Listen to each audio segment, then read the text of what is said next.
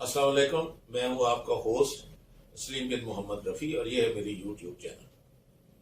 آج میں ایک ایسی مسئلے کے ساتھ آپ کے پاس آیا ہوں جو ہمارا بنیادی اور مرکزی وہ ہمارے ایمان کا ایک حصہ ہے، وہ ہے محمد مصطفیٰ صلی اللہ علیہ وسلم نبی پاک کی سیرت حیات۔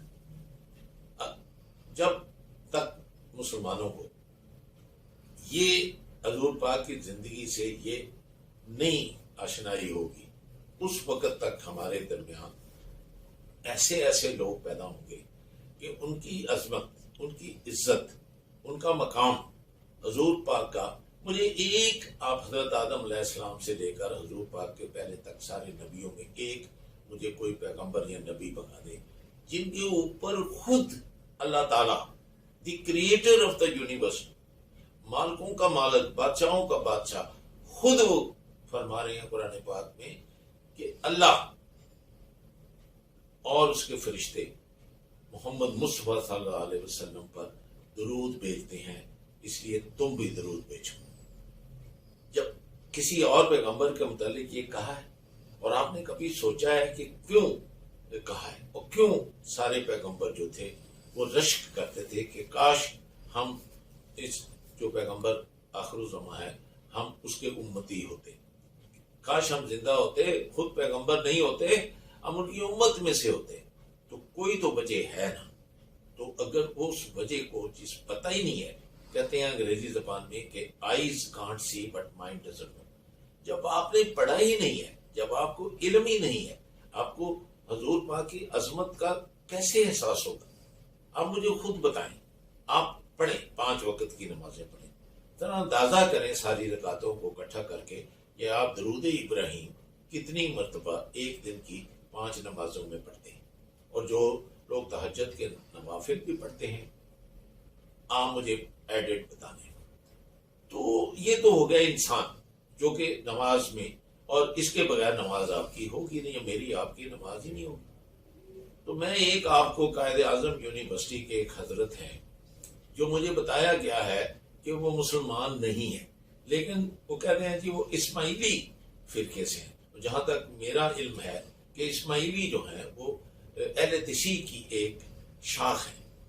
تو میں جہاں تک آغا خان کو یا ان کو، جب کبھی میں نے ان کی ہارورڈ میں انہوں نے ایک پلورلزم کے اوپر لیکچر دیا تھا کریم آغا خان نے، تو میں سنا، میرے پاس ہے بھی، انہوں نے تو اسلام کا جو تشخص ہے اور اس طرح سے حضور پاک کو ایڈریس نہیں کیا جس طرح سے یہ ایک دیوانہ، یہ ایک میری نظر میں جاہل میں کہوں گا کہ جس کو انگریزی میں اگنورنٹ کہتے ہیں، اور یہ اپنے آپ کو پروفیسر کہتا ہے، اور قائد اعظم یونیورسٹی میں اس کی باقاعدہ وہ فیکلٹی پوزیشن تھی، ٹی وی پہ یہ انٹرویو دیتا ہے، لوگوں کے اوپر یہ بڑی بڑی تنقید کرتا ہے، اور اس کا ذرا خود علم دیکھیں اور الفاظ دیکھیں جن الفاظ سے اس ہمارے پیغمبر کو یہ ایڈریس کر رہا ہے۔ ایون ہندو بھی اس طرح کے بدتمیزی کے الفاظ جو ہیں وہ نہیں کریں گے۔ اور یہ کس طرح سے ثابت ہوتا ہے؟ وہ اس طرح ثابت ہوتا ہے، یہ زی نیوز کی یہ خبر میرے سامنے پڑی ہے، آپ اس خبر کو سنیں، اور یہ میں نے چلا بھی دیا سامنے کہ گھر واپسی، Wasim Rizvi former U P Shia Waqf board chief, Waqf board کا یہ چیف ہے، turns Hindu, wants to be cremated after death, had stated that his dead body should be cremated according to the traditional Hindu ritual and not buried after his death۔ اور یہ میں ساری چیزیں آپ کے سامنے رکھ رہا ہوں۔ کرام یہ خبر سنیے گا، نرسنگانند by his side، Wasim Rizvi continues anti-Muslim dog whistling with new book۔ تمام مسلمان شدت پسند ہیں، there is no difference، anybody who believes in Muhammad and Islam is the same۔ کہتا ہے کہ آپ صلی اللہ علیہ وسلم کا ٹرو فالوور بھی شدت پسند ہے۔ یہ اللہ معاف کرے، میں وہ لفظ بیان نہیں کر سکتا، میرے منہ سے وہ نکلنے سے پہلے لفظ رک جاتے ہیں، لکھے میرے سامنے پڑے ہیں، زی نیوز نے اپنے خبر میں وہ لکھا ہوا، لیکن میرا منہ اجازت، میری زبان اجازت نہیں دیتی میں ان لفظوں کو کہہ سکوں۔ ناظرین کرام، یہ بکواس کرتا ہے کہ قرآن مجید جو ہے وہ کوئی الہامی خطاب نہیں ہے، لکھا اس نے بہت برے لفظوں میں ہے، بات بڑی سخت کی ہے، میں خدا کی قسم جو ہے نا بڑا نرم کر کے بات کو جو ہے وہ بیان کر رہا ہوں۔ یہ شخص کہتا ہے خدا نخواستہ، خدا نخواستہ، خدا نخواستہ، نعوذ باللہ من ذالک، کہتا ہے کہ قرآن مجید الہامی خطاب نہیں ہے، یہی وسیم رضوی جس کے بارے میں بتا رہا ہوں۔ اور یہ سازش تھی ناظرین کرام. اس نے یہ 26 آیات یہ جو ہے نا وہ لکھی تھیں, جو ہے نا وہ 26 آیات کو الگ سے کیا تھا, اور 26 آیات کو اس نے یہ کہا تھا کہ ان کو جو ہے آپ قرآن مجید سے نکال دیں تو یہ ایک جو ہے نا وہ جنگ سے پاک کتاب ہو جاتی ہے. میں ان کا جو جواب ہے, جو حضرت ان کی اس گفتگو سے جو ان کو وہ بتا رہے ہیں, ان سے میں بالکل متفق ہوں کہ جب ان کو پتہ ہی نہیں ہے تو کس طریقے سے وہ کر رہا ہے. تو ایک بڑی لمبی لسٹ ہے جنہوں نے اپنا منہ کھولا حضور پاک کے شان کے, اور وہ خلاف کھولا. آپ کو میں کس کس کا نام دلاؤں؟ آپ کو وہ بنگلہ دیش کی نسیمہ کا پتا ہوگا, آپ کو یہ جو لوگ ان کے خاکے بناتے ہیں, جو کارٹون بناتے ہیں, آپ کو یہ وہ جس نے وہ سلمان رشدی کا آپ کو پتا ہوگا. میں کتنے ناسور آپ کو بتا سکتا ہوں, کس قدر یہ جاہل لوگ میں آپ کو بتا سکتا ہوں جنہوں نے کیا. لیکن ان کے ساتھ ہی میں پیرلل یہ بھی بتا سکتا ہوں کہ جن ہندوؤں نے حضور پاک کی شان پہ لکھا, اور کلاسک عرب کا چاند ایک ویرا سوامی ایک ہندو ہے جس نے سیرت پہ بک لکھی. جب تک آپ سیرت کو بڑا کلوزلی نہیں اسٹڈی کریں گے, آپ کو ان کی عظمت کا کیسے پتا چلے گا؟ آپ ہی جب درود بھیجتے ہیں تو اس میں اثر کیسے ہوگا؟ آپ کی دعا یا نماز کیوں نہیں قبول ہوتی جب تک کہ درود پاک کے ساتھ آپ نہ کریں؟ تو یہ وجوہات کے لیے سیرت النبی کا جو پڑھنا, سمجھنا, اور حضور پاک کے اگر قریب جانا ہے, ان کا قرب حاصل کرنا, یہ مقصد ہے کہ آپ خدا کا اگر قرب حاصل کرنا چاہتے ہیں, جو خود ان پہ درود بھیج رہے ہیں, یعنی خالق کائنات خود کہہ رہے ہیں کہ میں درود بھیجتا ہوں, فرشتے بھیجتے ہیں, تم بھی بھیجو. ارے تو کس طرح نہیں ہم درود بھیجیں, کس طرح نہیں ہم ان پہ جان فدا کریں, کس طرح نہیں ہم ان سے پیار کریں؟ وارحانہ. کیونکہ دیکھو انہوں نے ہمارے لیے زندگی میں کتنی سختیاں برداشت کی. بچیوں کو ان کو بغیر کسی عذر کے وہ چچا کے دونوں بیٹوں نے, ابو لہب نے کہا کہ ان کو دونوں کو طلاق دو. سوچو اس باپ پہ کیا گزری ہوگی جہاں اس کی بیٹیوں کا کوئی قصور نہیں, اور اس کو اس لیے کہ یہ اپنے آپ کو پیغمبر کہتے ہیں. وہ بات کرتے تھے تو ان کی بات سننے سے سب کو منع کرتے تھے قریش کہ جاؤ یہ تو ٹھیک نہیں ہے بندہ, نعوذ باللہ. عیسائی اور وہ جھکتے کرتے تھے, وہ کہتے تھے دکھاؤ جو آپ خدا کا ہمیں آ کے پیغام دے رہے ہو, ان کے ماں اور باپ کہاں ہیں؟ وہ دیکھو ہمارے جو بت ہیں وہ پیچھے دیکھو, ان کی ماں اور باپ کھڑے ہیں, ان کے پیچھے دادا پر دادا بھی دیکھو ہیں, تو تمہارے کہاں ہیں؟ تو پھر توحید کے لیے اللہ سبحانہ تعالیٰ نے قل هو اللہ احد ایسی صورت پیش کی اتنی جامعہ, اتنی کمپریہنسو کہ اس نے سب کا منہ بولتی بند کر دی. کہ اس چھوٹی سی ایک صورت میں آپ دیکھو اللہ نے اپنا بتا دیا کہ وہ کتنا وہ پاورفل, اور کوئی کسی نے اس کو جنم نہیں دیا اور نہ اس نے کسی کو جنم دیا. تو اس میں تو یہ دونوں مذاہب جنہوں نے اللہ تعالیٰ کا نعوذ باللہ بیٹا بنا رکھا تھا, یہودیوں نے بھی بنا رکھا تھا اور عیسائیوں نے بھی بنا سکتا.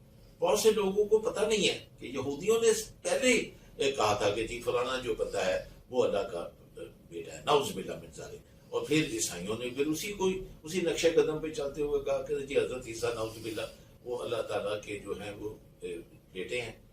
ارے وہ کوئی ان کا بیٹا نہیں ہے, کوئی بیٹی نہیں ہے, نہ فرشتے ان کی بیٹیاں ہیں اور نہ ہی یہ دونوں پیغمبروں میں کوئی ان کا بیٹا تھا.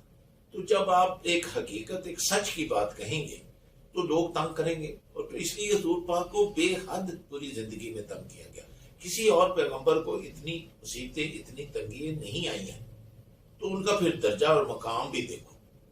اسی لیے دیکھو نا کہ جب انہوں نے اتنی قربانیاں دی, اتنی تکلیفیں اٹھائی, تو وہ اللہ تعالیٰ کو ان سے زیادہ کوئی پیارا ہے ہی نہیں. تو اس لیے وہ اشرف المخلوقات اس لیے بھی ہیں کہ اللہ تعالیٰ نے حضرت آدم علیہ السلام سے ایٹ رینڈم حضور پاک کو چنا, ان کو چنا.